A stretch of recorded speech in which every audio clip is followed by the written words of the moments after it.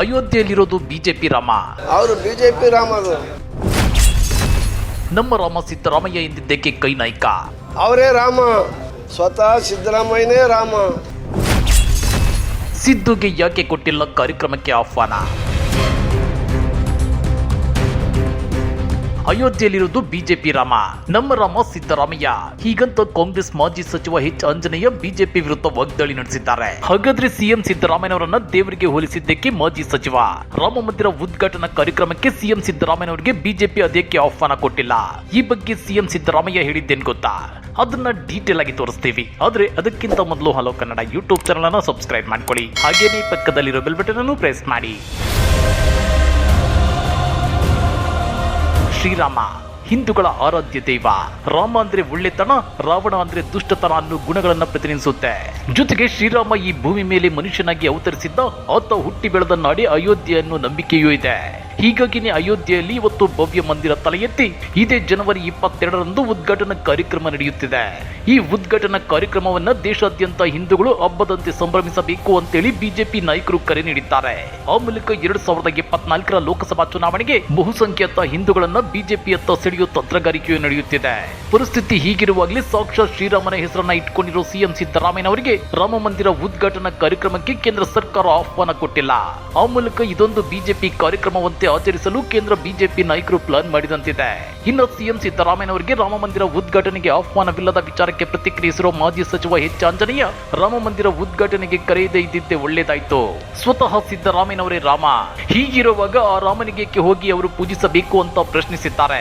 ಅಷ್ಟೇ ಅಲ್ಲ, ಸಿದ್ದರಾಮಯ್ಯ ಅವರ ತವರು ಸಿದ್ದರಾಮನ ಹುಂಡಿಯಲ್ಲಿ ಶ್ರೀರಾಮ ದೇವಸ್ಥಾನವಿದೆ, ಅವರು ಅಲ್ಲೇ ಪೂಜಿಸುತ್ತಾರೆ. ಅಯೋಧ್ಯೆಯಲ್ಲಿರೋದು ಬಿಜೆಪಿಯ ರಾಮ. ಹೀಗಾಗಿ ಬಿಜೆಪಿ ಅವರನ್ನು ಕರೆಸಿಕೊಂಡು ಅಲ್ಲಿ ಭಜನೆ ಮಾಡುತ್ತಾರೆ. ಆದ್ರೆ ನಮ್ಮ ರಾಮ ಎಲ್ಲ ಕಡೆ ಇದ್ದಾನೆ, ನಮ್ಮ ಎದೆಯಲ್ಲಿಯೂ ಇದ್ದಾನೆ. ನಾನು ಆಂಜನೇಯ, ಗೊತ್ತಲ್ವಾ ಆಂಜನೇಯ ಏನ್ ಮಾಡಿದ ಅಂತೇಳಿ ಕುಟುಕಿದ್ದಾರೆ. ಅಲ್ಲದೆ ನಮ್ಮ ಸಮುದಾಯದವರು ರಾಮ ಹಾಗೂ ಆಂಜನೇಯ, ಹನುಮಂತ ಎಂಬ ಹೆಸರುಗಳನ್ನು ಇಟ್ಕೊಳ್ತಾರೆ. ರಾಮ ಆಂಜನೇಯ ನಮ್ಮ ವರ್ಗಕ್ಕೆ ಸೇರಿದವರು. ಆದ್ರೆ ಬಿಜೆಪಿ ಅವರದ್ದು ಧರ್ಮಗಳನ್ನ ಒಡೆದಾಳುವ ನೀತಿಯಾಗಿದೆ. ಒಂದು ಧರ್ಮದ ವಿರುದ್ಧ ಟೀಕಿಸಿ ಮತ ಬ್ಯಾಂಕ್ ಸೃಷ್ಟಿಸುವ ಭ್ರಮೆ ಬಿಜೆಪಿ ಅವರಿಗಿದೆ. ಅವರ ಆಡಳಿತದಲ್ಲಿ ಯಾರಿಗೆ ಅನುಕೂಲವಾಗಿದೆ? ಹಿಂದೂ ಯುವಕರಿಗೆ ಬಿಜೆಪಿ ಆಡಳಿತದಿಂದ ಅನುಕೂಲವಾಗಿದೆಯೇ? ನಾವು ಹಿಂದೂಗಳು, ಆದ್ರೆ ಹಿಂದೂಗಳನ್ನ ಮತ್ತು ಹಿಂದೂ ಧರ್ಮವನ್ನ ಬಿಜೆಪಿ ಕೊಂಡುಕೊಂಡಿಲ್ಲ ಅಂತೇಳಿ ವಾಗ್ದಾಳಿ ನಡೆಸಿದ್ದಾರೆ. ಅವರು ಬಿಜೆಪಿ ರಾಮದು. ಬಿಜೆಪಿ ಅವ್ರನ್ನ ಇವ್ರನ್ನ ಕಲಿಸ್ಕೊಂಡು ಭಜನೆ ಮಾಡ್ತಾರೆ. ಮಾಡ್ಕೊಳ್ಳಿ, ನಮಗೇನಂತೆ? ನಮ್ಮ ರಾಮ ಎಲ್ಲ ಕಡೆಗಿದ್ದಾನೆ, ನಮ್ಮ ರಾಮ ಎದೆಯಲ್ಲೇ ಇದ್ದಾನೆ. ನಾನು ಆಂಜನೇಯ ಏನು ಮಾಡಿದ ಗೊತ್ತಲ್ಲ ಅಲ್ಲ. ನಾವೆಲ್ಲ ಶ್ರೀರಾಮನ ಭಕ್ತರು. ನಾವೆಲ್ಲರೂ ಹೆಚ್ಚು ಜನ ನಮ್ಮ ಸಮುದಾಯದವರು ಆಂಜನೇಯ ಅಂತ ಇಟ್ಕೊತಾರೆ, ರಾಮ ಅಂತ ಇಟ್ಕೊತಾರೆ, ಹನುಮಂತ ಅಂತ ಇಟ್ಕೊತಾರೆ, ಮಾರುತಿ ಅಂತ ಇಟ್ಕೊತಾರೆ. ರಾಮ ಆಂಜನೇಯ ಇವರೆಲ್ಲ ನಮ್ಮ ವರ್ಗಕ್ಕೆ ಸೇರಿದವರು. ಅದರಿಂದ ಅವ್ರ ಮೇಲೆ ನಮಗೆ ಬಹಳ ಪ್ರೀತಿ, ಗೌರವ, ವಿಶ್ವಾಸ ಇದೆ. ಬಿಜೆಪಿ ಅವರು ಮಂದಿರ ನಿರ್ಮಾಣ ಮಾಡಿದ್ದು ಸಾಕು, ದೇಶದಲ್ಲಿ ಮನೆಗಳನ್ನ ಕಟ್ಟುವ ಕೆಲಸ ಆಗಬೇಕು. ದೇಶದಲ್ಲಿ ಕೆಲವರು ಈಗಲೂ ಪ್ರಾಣಿಗಳ ರೀತಿ ಯೋಗ್ಯವಲ್ಲದ ಸ್ಥಳಗಳಲ್ಲಿ ವಾಸಿಸುತ್ತಿದ್ದಾರೆ. ಅಂತಹವರಿಗೆ ಸೂರು ಒದಗಿಸಿ ರಕ್ಷಣೆ ಕೊಡಬೇಕು. ದೇಶದಲ್ಲಿ ಮನೆ ಇಲ್ಲದವರಿಗೆ ಮನೆ ಕಟ್ಟಿಕೊಟ್ಟು ಅದಕ್ಕೆ ರಾಮ ಮಂದಿರ ಅಂತ ಹೆಸರಿಟ್ರೆ ಆಗ ನಿಜವಾದ ಶ್ರೀರಾಮ ಬಂದು ಎಲ್ಲರನ್ನೂ ಆಶೀರ್ವದಿಸುತ್ತಾನೆ. ಹೀಗಾಗಿ ಮತಕ್ಕಾಗಿ ಬಿಜೆಪಿ ರಾಮನನ್ನ ಮಾಡುವುದು ಬೇಡ ಅಂತೇಳಿ ಎಚ್ ಆಂಜನೇಯ ಕಿಡಿಕಾರಿದ್ದಾರೆ. ಟಾಪಿಕ್ ಡೈವರ್ಟ್ ಮಾಡುತ್ತಿವೆ ಮಾಧ್ಯಮಗಳು.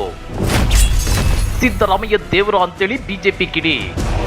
ಹೌದು ವೀಕ್ಷಕರೇ, ಮಾಜಿ ಸಚಿವ ಎಚ್ ಆಂಜನೇಯ ಹೇಳಿದ್ದು ಸಿದ್ದರಾಮಯ್ಯ ಶ್ರೀರಾಮನ ತರ ಅಂತ ಹೇಳಿದ್ದಾರೆ. ಆದ್ರೆ ಸಿದ್ದರಾಮಯ್ಯನವರನ್ನ ರಾಮನಿಗೆ ಹೋಲಿಸಿದ್ದು ಅತಿ ದೊಡ್ಡ ತಪ್ಪು ಅನ್ನೋ ರೀತಿ ಬಿಜೆಪಿ ನಾಯಕರು ಮಾಧ್ಯಮಗಳಲ್ಲಿ ಬಿಂಬಿಸುತ್ತಿದ್ದಾರೆ. ಈ ಕುರಿತು ಟ್ವೀಟ್ ಮಾಡಿರೋ ಬಿಜೆಪಿ, ಹಿಂದೂ ಸಮಾಜಕ್ಕೆ ಅವಮಾನ ಮಾಡುತ್ತಲೇ ಬಂದಿರೋ ಕಾಂಗ್ರೆಸ್ ಈಗ ಶ್ರೀರಾಮನನ್ನ ಇತರರಿಗೆ ಹೋಲಿಸಿ ಮತ್ತೊಮ್ಮೆ ಹಿಂದೂ ಸಮಾಜಕ್ಕೆ ಅವಮಾನಿಸುತ್ತಿದೆ ಅಂತೇಳಿ ರಾಜ್ಯ ಕಾಂಗ್ರೆಸ್ ವಿರುದ್ಧ ವಾಗ್ದಾಳಿ ನಡೆಸಿದೆ.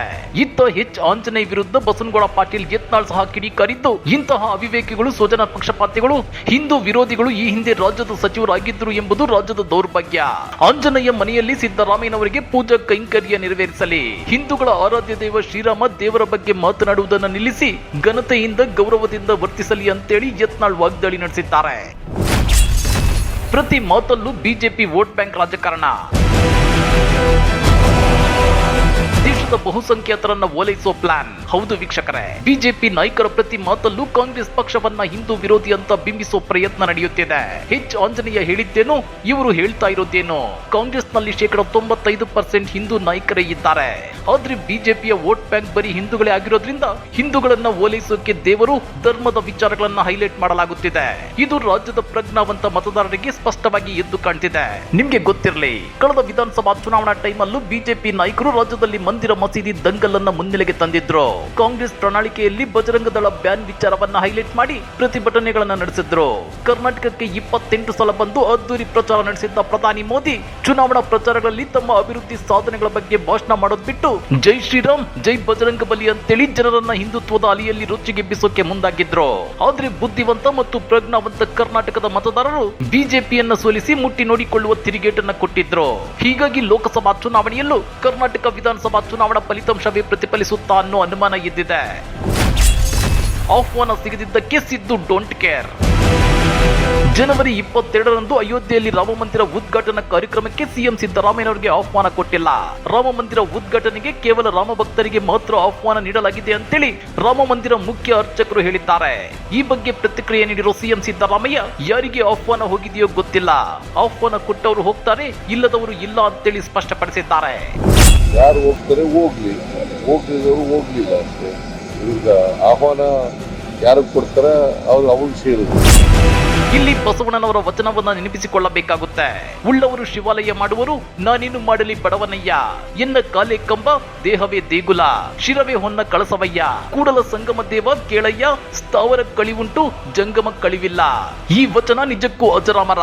ಅದೇ ರೀತಿ GH ಶಿವರುದ್ರಪ್ಪನವರು ಹೇಳಿದಂತೆ, ಎಲ್ಲೋ ಹುಡುಕಿದೆ ಇಲ್ಲದ ದೇವರ ಕಲ್ಲು ಮಣ್ಣುಗಳ ಗುಡಿಯೊಳಗೆ, ಇಲ್ಲೇ ಇರುವ ಪ್ರೀತಿ ಸ್ನೇಹಗಳ ಗುರುತಿಸದಾದೇನು ನಮ್ಮೊಳಗೆ ಅನ್ನೋ ಸಾಲುಗಳನ್ನು ಕೂಡ ಜನ ಅರ್ಥ ಮಾಡ್ಕೋಬೇಕಾಗಿದೆ.